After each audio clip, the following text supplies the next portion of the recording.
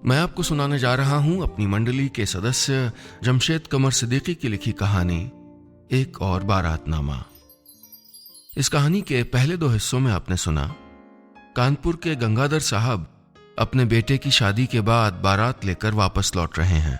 इस बीच घर के एक दामाद अन्नू फूफा को पता चलता है कि दुल्हन ट्रेन में नहीं है।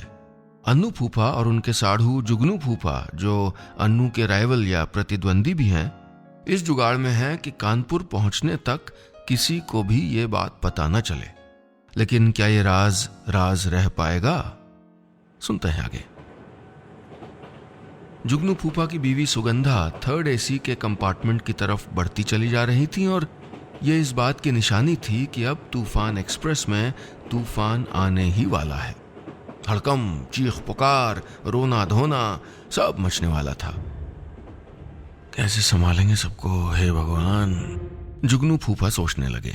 उन्हें यह भी डर था कि ससुर जी, जो पहले से ही उनको देख के मुंह बना लेते थे, इस मामले के बाद तो जिंदगी भर खरी खोटी ही सुनाएंगे। जुगनू फूफा के कान गर्म हो गए थे।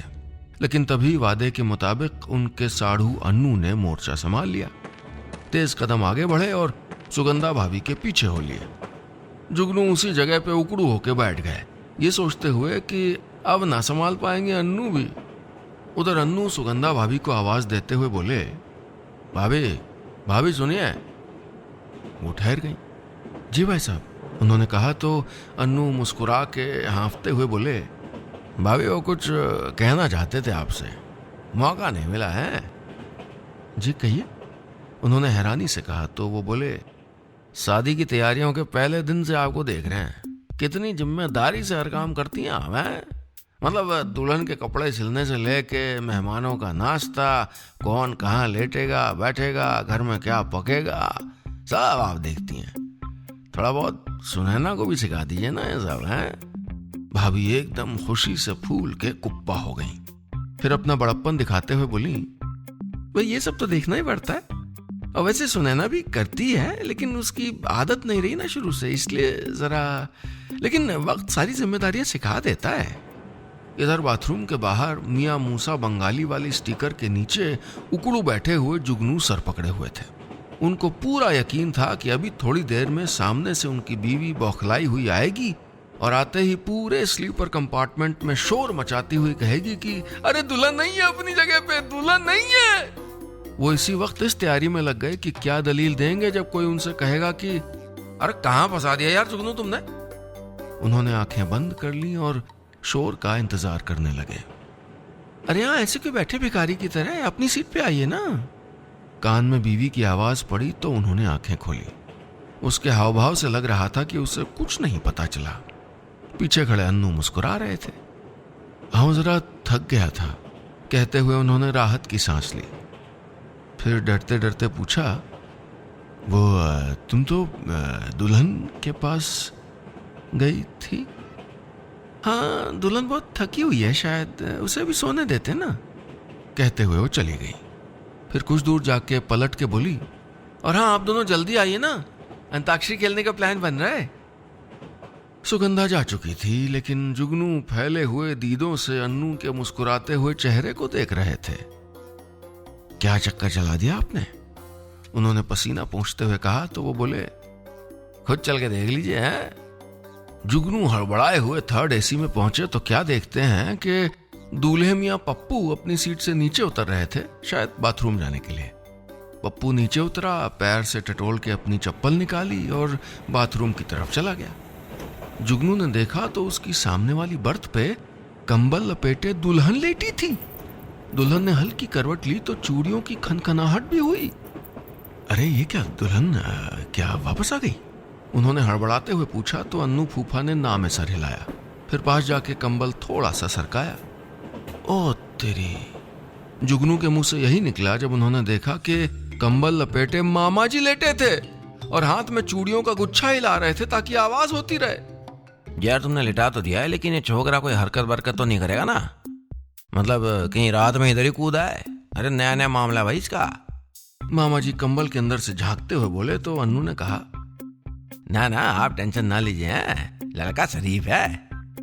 अच्छा सुनिए, हम लोग यहीं पे हैं, घबराइएगा मत हैं। वो तो ठीक है, लेकिन इनको बता दिया है ना, दोनों को मेंबर बनना पड़ेगा। हाँ, नहीं तो अभी हम शोर मचा देंगे, बता दे रहे हैं। और कंबल के अंदर से डायरी निकालते हुए बोले, और देखो अगर तुम दो लोग अपने नीचे। अरे मामा रखो डायरी ना अंदर, हर जगह शुरू हो जाते हो, जुगनू ने झल्लाते हुए आगे कहा। तभी अन्नू बोले, अरे पप्पू आ रहा है शायद, चलो चलो निकलते हैं यहाँ से, मुंह ढको मामा, हाँ हाँ सो जाओ कुमड़े की तरह। तो वो दोनों मामा को दुल्हन बनाकर उसी बाथरूम की तरफ बढ़ गए जहां से पप्पू पैजामा बांधता हुआ चला आ रहा था।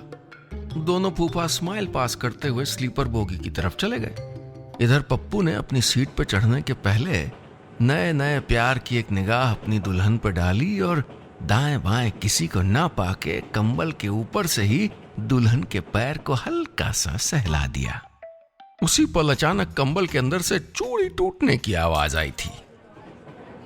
माँ माँ माँ से गाओ ना रज्जन, माँ से, चाची की बेटी ने कहा तो रज्जन ने खड़े होकर गाना शुरू कर दिया। मैंने प्यार तुम्ही से किया है तुरुरु, मैंने दिल भी तुम्ही को दिया है तुरुरु, अब चाहे जो हो जाए मैं दुनिया से अब ना डरूं, तुम्ही से मैं प्यार करूं। रा रा रा से गाओ चाची। चाची, जिनकी आंखों में नींद थी लेकिन अंताक्षरी का मजा गवाना नहीं चाहती थी, शर्मा के आगे पीछे हिलती हुई गाने लगी। राम तेरी गंगा मैली हो गई, दोते दोते। ते ता से गई है, वही चाची ने गा दिया। ए भक, ये क्या है? 75 साल की अम्मा नाराज होते हुए बोली, मार दुई लाइन गा के कही दिन के ताशे गाओ।